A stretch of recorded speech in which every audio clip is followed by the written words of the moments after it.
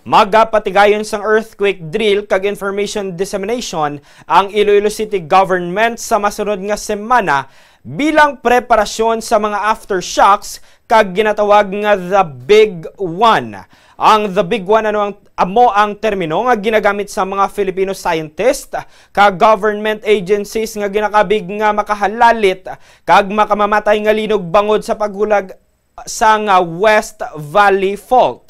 Ini ang ginalantaw nga may kabaskugon nga magnitude 7.2 nga mahimo maghalit sa National Capital Region kag sa kaiping sini nga mga lugar.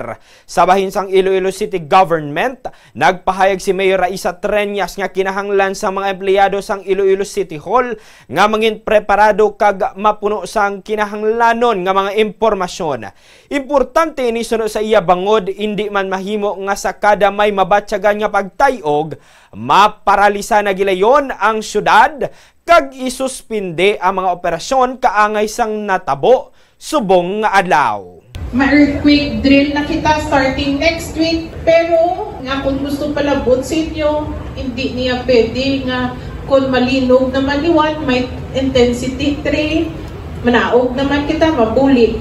Ano na lang ng atong trabaho? Preparedness, awareness, and kinahanglan natin to be informed. We are expecting this. We know that this will happen. And ano obrahon ta moving forward. So, subong nga hapon ni cancel ta anay. I-final assessment lang sa obo atong building. Sa first inspection, waay gid ni isa ka crack nga nakita atong City Hall. Moving forward, next week, sumuda na naton, amat-amaton naton. Kay para anticipation na nino sa Metro Manila, they're always preparing for what we call the Big One. Ang pahayag ni Mayor Raisa Treñas.